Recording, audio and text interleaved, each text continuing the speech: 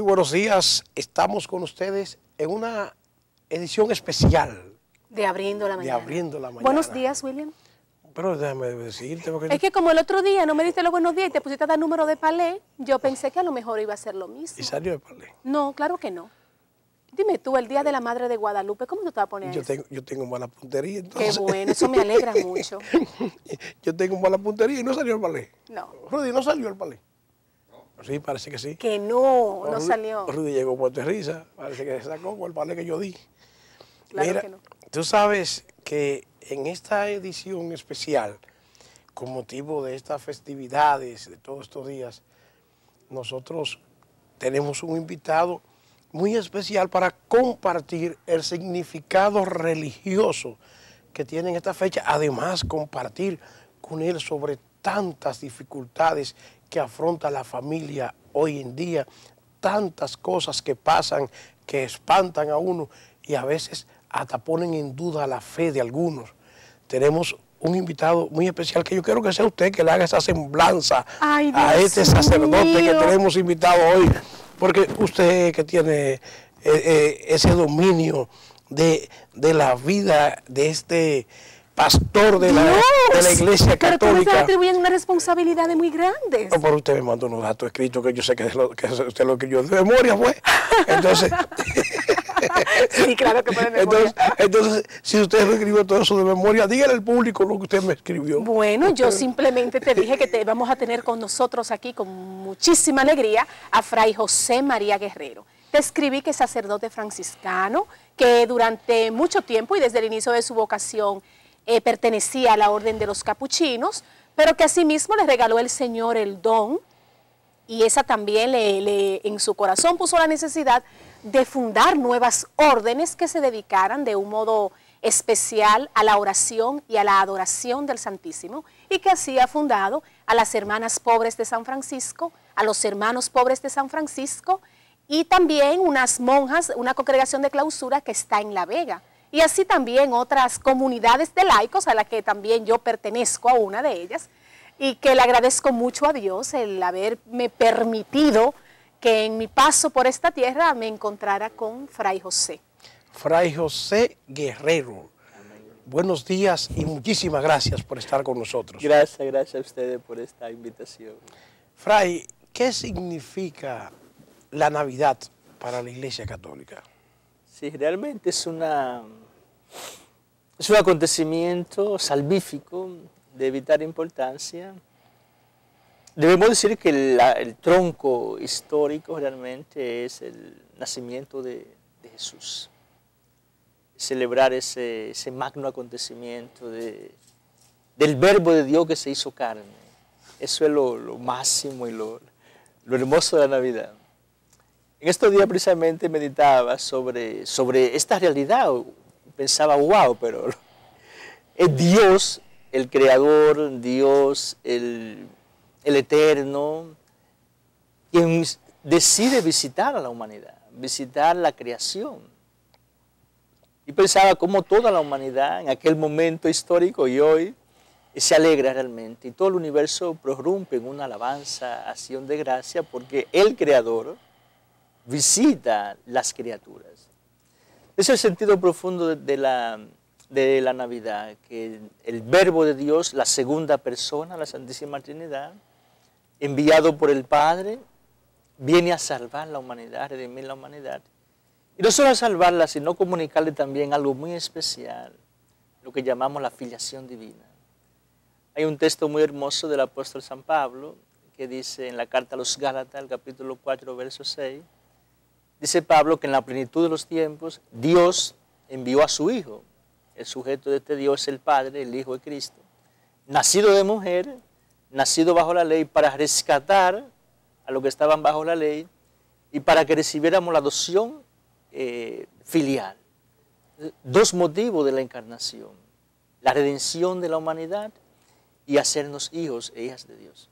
Fray, hemos estado viendo cómo casi en todo el mundo se ha generalizado algunos movimientos que propugnan por la erradicación de los símbolos cristianos. En un modo muy particular, y me llamó mucho la atención, en estos días en España, me parece que fue el presidente del Congreso Español, que en su web mandó unas felicitaciones por Navidad y le puso el símbolo de la Sagrada Familia, representando el nacimiento.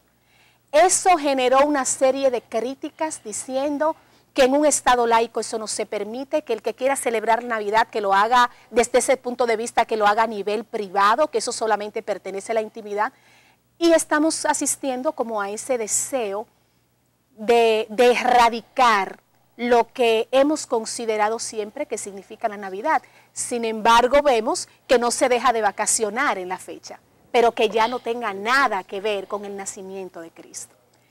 ¿Qué opinión le merece ese pretendido desarraigo? Es un mal generalizado, sobre todo en los países desarrollados y también en los países en proceso de desarrollo. Marginar a Dios de la historia, marginar a Dios de la humanidad, marginar a Dios de la familia. Pero es el gran drama realmente de la humanidad. Porque cuando Dios no está presente realmente, el ser humano tiende a deshumanizarse. Y precisamente la riqueza, la alegría del ser humano es que Dios es humano. El quitar a Dios de la historia, quitarlo de la sociedad, quitarlo de nuestra propia humanidad, es entrar en una dimensión misteriosa de oscuridad, de pecado. Y es la queja, por ejemplo, en España, por ejemplo, en estos días leía cómo el Papa el Papa Benedicto XVI, decía con tristeza, como estas sociedades, y pensaba en España, tantos misioneros y misioneras que vinieron de allá a dar su vida aquí en República Dominicana y en tantos países de América Latina, cómo han entrado en un proceso de desacralización. Pero entonces viene la pregunta y uno ve la realidad, como va creciendo realmente la vida en España o en los países que quieren quitar a Dios. Van creciendo en humanidad, van creciendo en solidaridad, van creciendo en lo más esencial que es el amor, el respeto. Vemos que no realmente. Cuando se habla de Dios, mucha gente pues se presta atención.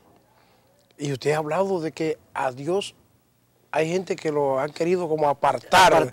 Sí. ¿Y qué hace la iglesia para evitar que esto se propague y que siga esa negación de algunos sectores que quieren apartar a Dios de sus realidades? La misión de la iglesia es precisamente cumplir lo que Jesús nos ha dicho, ir por todo el mundo, anunciar la buena noticia, anunciar el evangelio. Pero donde debemos centrarnos, lo que creemos en Dios, es buscar la santidad. Porque realmente, como se suele decir, los santos dejan huellas.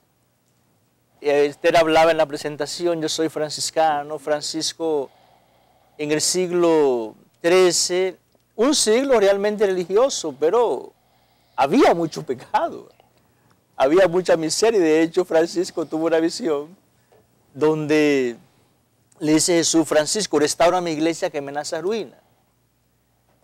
La iglesia anuncia el evangelio ante un mundo desacralizado, pero en ese anuncio donde la iglesia se centra siempre es que ese evangelio produzca su efecto mayor, que es hombres y mujeres de Dios. Cuando hay hombres y mujeres de Dios, realmente el curso de la historia cambia. San Francisco, él vivió en una época muy difícil. Francisco cambió el curso de la historia y lo cambió con una vida santa. ¿Y cómo cambiar ahora y tratar de convencer con tantos colmadones, sí, tanta música alta, tantas discotecas, tanta droga? ¿Cómo lograr cambiar el curso de esa cosa? Sí, yo hablo por la experiencia, no es tan difícil. Por ejemplo, en el barrio, mi barrio es el Caliche, Villa Duarte, un barrio caliente. Yo recuerdo cuando me mudé ahí, a las 3 de la mañana siempre era una balacera, el viejo oeste. Droga, prostitución, la policía. Y poco a poco ese barrio ha ido cambiando. Ha ido cambiando por una razón fundamental, y es la oración, Yo me quedé asombrado. Tuvimos una reunión allá en el barrio. Yo convoqué una reunión. Había más de 100 personas. Y a 100 personas fueron convocadas para hacer oración. Un día a la semana, lo que llamamos nosotros la adoración perpetua. Un día a la semana, cada persona del barrio, 2, 3, van a ir a adorar al Señor. Y el barrio está cambiando a base de oración. Precisamente Eso como es el decía... caliche. Es el caliche en el Villa Duarte. caliche. Precisamente como decía William, nosotros, Fray, estamos como tan inmersos en la bulla. Y sabemos que realmente Dios también nos habla a través del silencio. Y quizás es el mejor medio que tiene para podernos alertar. Y entonces en medio de tanta bulla, lamentablemente, nosotros vemos cómo las celebraciones navideñas nos llevan a profundizar en medio del ruido. Y casi ni nos damos cuenta. Sacar a veces un poco, un rato para silenciarse nos hace bien. Y no solo a nivel espiritual, es que nuestro mismo cuerpo siente la diferencia. Entonces yo creo que quizás la exhortación a esa oración nos hace bien en estos tiempos. Fray, ¿cómo se pueden manejar ustedes para sacar esos espacios de silencio en un barrio tan bulloso? Sí, es interesante. Nosotros solemos hacer mucha vigilia en la noche. Sobre todo, por ejemplo, yo me levanto a las 2:45 con nuestro hermano a hacer oración. ¡Wow! Y yo he experimentado ahí un silencio que no lo he experimentado en otros lugares. Wow. El barrio está tranquilo. ¿Cómo? De A verdad, las 2:45. Sí, sí. Pero recuerde, padre, que eso es en los tiempos que está controlado el ruido y que están cerrados los negocios, pero que ahora en Navidad los negocios están abiertos sin horas, sin horario, quizás. No, pero es que ahí no hace falta control de horario, William. En el barrio no hace falta control de horario. No, pero buscamos Ahí esos siempre momentos, porque luego ahí realmente hay silencio. Pero luego entramos realmente en conexión con Papá Dios, entramos en conexión con el silencio, y en el silencio escuchamos la palabra, y eso nos permite luego entrar en meditación profunda en medio del ruido.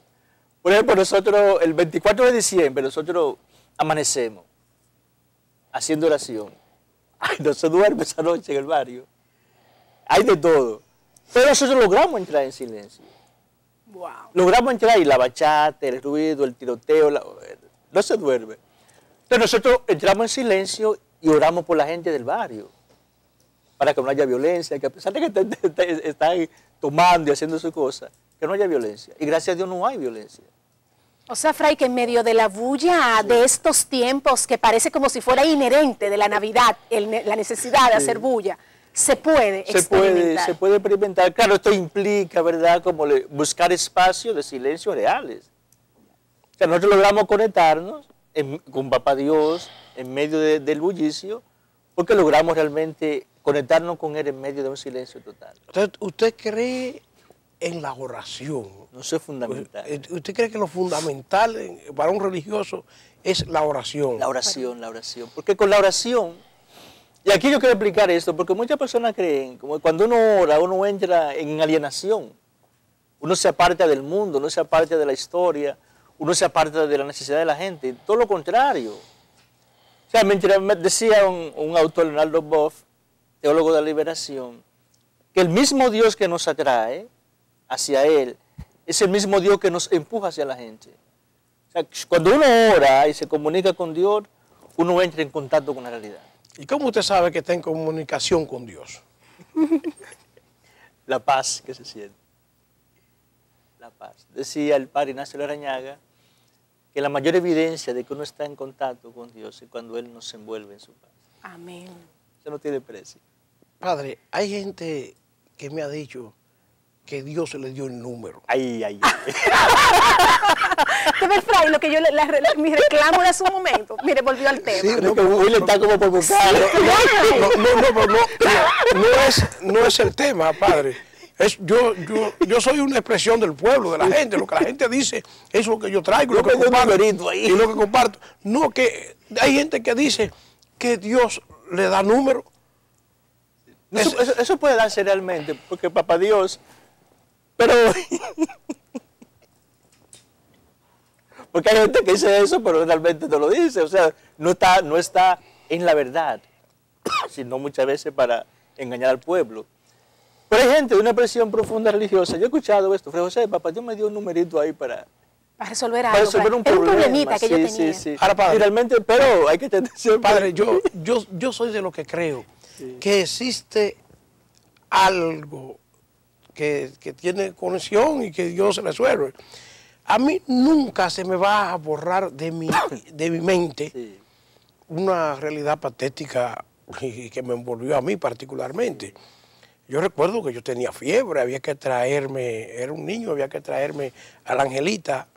Mi mamá no tenía dinero y mi mamá cogió 50 centavos y lo jugó a un número que le dijeron que algo le dijo que iba a salir y mi mamá con uno que se sacó me llevó al médico. Sí. Entonces hay algo que mete la mano. Y hoy estás aquí.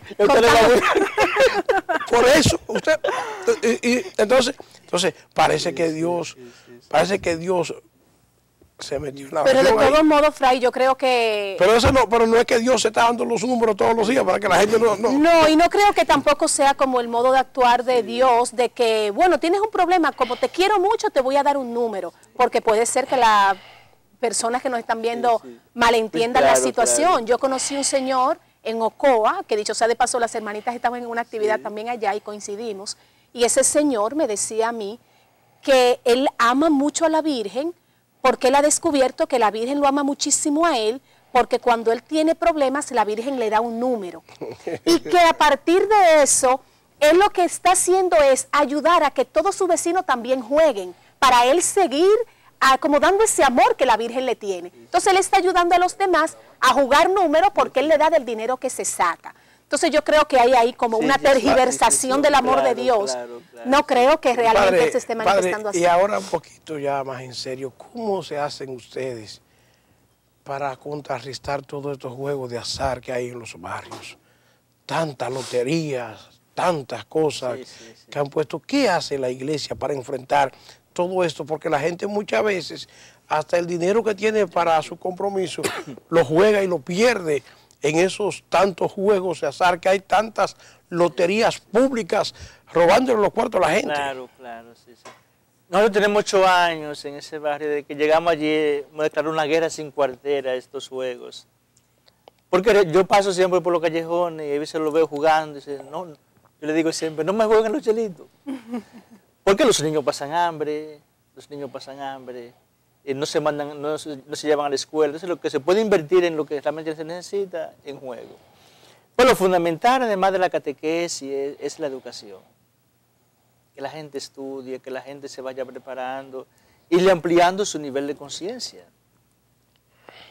Como el gran pecado es la ignorancia. Dijo Jesús, Padre, perdónalo, no saben lo que hacen. Siempre le digo allá a los papás, ¿cómo es posible malgastar, por ejemplo, un dinero en juego cuando el niño no va a la escuela?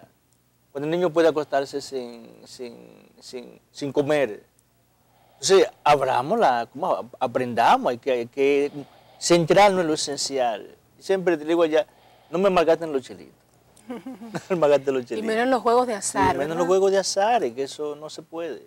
Padre, ¿cómo se mantiene la iglesia en esa zona? Porque veo que es una zona pobre, que sus feligreses son pobres. Usted no tiene la suerte que tienen otras iglesias que los que van son millonarios y la ofrenda que dejan es significativa. ¿Cómo se hace la iglesia para subsistir en lugares como esos? Papá Dios provee siempre. La misma gente de la iglesia, como usted dice, ¿verdad? Yo, por ejemplo, una vez al mes salgo en estas iglesias que tienen más posibilidades y ellos dan una donación y con eso nosotros ayudamos a la gente del barrio, la salud, la educación. Mantenemos a los estudiantes, hay 7 estudiantes ya que van al seminario. La Providencia, sí. ¿Siete estudiantes de esa zona van para el seminario? No. Son muchachos de otro barrio. Digo, de otro barrio sí. Hay uno, por ejemplo, de La Vega y otro del sur, de Asua. Se están preparando para ser sacerdotes religiosos dentro de esta espiritualidad franciscana. Pero gracias a Dios también hay una solidaridad en la iglesia. Por ejemplo, el cardenal sabe que somos pobres. Yo hablé con él y él nos dio una beca a nuestros estudiantes. Entonces hay una solidaridad eclesial que nos permite a nosotros estar ahí y ayudar a la gente. ¿Cómo esa es la relación de los franciscanos con el cardenal y lo demás? Así. Excelente, excelente. Él fue allá una vez al barrio, fue allá una vez a visitarnos y hubo hasta un milagro. Mi interés estaba ahí hablando con nosotros, después que yo salgo, me voy a una señora y dice, padre, Fray José, ese hombre porque entró ahí en un santo. Cuando él entró, 7 palomas se posaron en la casita. Y se marcharon cuando el cardenal se fue. O sea, cuando el cardenal llegó, 7 palomas. se posaron ahí. Y cuando él salió, Se fueron.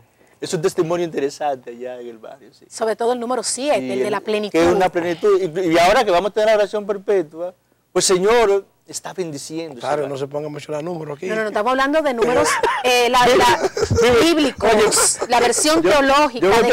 Como que devoto. Cuando escuché, sí, por eso empecé por ahí, Fray, para que un poco más o menos se ambientara. Vale, no van a dar números. No, mire, si tú Para que recordemos, por ejemplo, textos bíblicos, ¿cuántas veces tengo que perdonar? Pues 70 veces 7, o sea, siempre. Que para que se vea que hay toda una simbología en estos textos. Padre, si la gente se llevara de mí, si la cosa fuera buena. Yo soy de los que digo que la lotería ya conmigo perdió y más nunca se empata conmigo. Desde que jugaste todos los chelitos y lo No, perdiste. al revés. ¿Cómo fue? Sacó algo, Willy. Desde que un día, yo no sé si fue Dios que me dio unos números. Ay, Fray. Y yo tenía 100 pesos y lo fui y lo jugué. Eso fue en el 93. Y me saqué una funda de pesos. Pues saqué 90,000 pesos en esa época. ¿Sacaste qué? 90,000 pesos. ¿Cómo? Perdón, que no escuché. 90,000 pesos en el 93. Eso es mucho dinero. Mira, nosotros tenemos necesidad. Y yo no he jugado. Y yo no he vuelto a jugar. Tú fuiste muy sabio. O sea, ya la lotería no se empata conmigo. Pero yo siempre digo, padre, que hay que tener mucha fe, porque hay religiosos que tienen opción por los pobres y que se dedican a defender el derecho que tiene el pobre a comer. Y lo he visto usted hablar de esa pobreza. ¿Por qué los franciscanos hacen esa devoción por los pobres? Sí, eso, la primera razón es la persona de Jesús. Jesús realmente nació pobre en un pesebre. Estamos en Navidad, este es un hecho que hay que recordarlo mucho.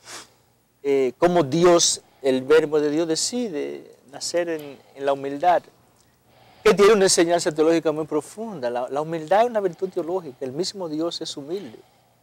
A mí me encanta decir, Jesús nace en un pesebre, 30 años de vida oculta, 3 años luego de vida pública y no tenía dónde reclinar la cabeza. Entonces, ¿fueron cuántos? 33. 30 de vida. 33 supercanal, o no sé qué. Bien, pero supercanal. Y luego muere en un madero, como dice la palabra, como un maldito. Entonces, esta pobreza de Jesús marcó el corazón de Francisco. Hay un biógrafo de Francisco que dice, me encanta esta comparación, que si en una competencia ponen a un avaro y ponen a Francisco, a ver quién corre más, gana la pobreza de San Francisco. Wow. ¿Cómo? Esa fue buena. Sí. O sea que Francisco supera a cualquiera, o sea que el amor de un avaro por la riqueza es vencida por el amor de Francisco Por la pobreza. Qué lindo. Sí. Entonces eso marcó a Francisco y marca también a los hijos de Francisco. Como decir franciscano es ser pobre y estar con los pobres. cuando uno ve todo esto por los pobres, ¿significaría esto que ustedes quieren que siempre haya pobres para tener trabajo? Hay un autor, Gustavo Gutiérrez, que dijo, la pobreza es una maldición realmente. La pobreza. Papá Dios no quiere eso. Y es algo que nosotros le decimos a la gente, oye, papá Dios que no quiere eso. Una vez, porque yo vivo con esta gente. Salgo con un estudiante a visitar los callejones. Y a las 6 de la tarde, 3 niños con un caldero, huevos, salcochando huevos y plátano. Dice, lo único que iban a comer son muchachitos. En un domingo, día del Señor. Entonces, no, eso. No. Huevo con plátano. Huevo, pero A las a las 6 de 6 de la la tarde, lo único. Lo primero, Oye, la primera comida. lo primera comida. Y lo último, ¿eh? Entonces uno ve que papá Dios no quiere eso. Nosotros estamos ahí no para sacralizar la pobreza, sino para que los pobres vivan dignamente. Padre, tenemos que hacer una pausa, pero en un momento vamos a regresar y exhortamos a que se queden ahí porque vamos a hablar de la familia. La familia, la composición de la familia y la fortaleza de la familia en lo que en lo que es el desarrollo de los pueblos. Dependiendo de cómo vaya la familia, dicen algunos, va a un pueblo y va hasta un país. Vamos a hablar de eso después de esta breve pausa.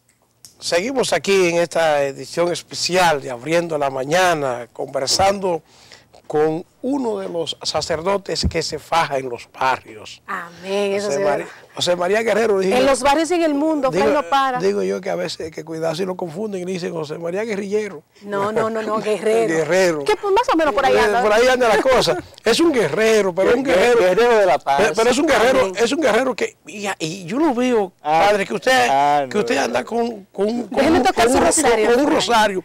Y usted sabe, padre, que yo tengo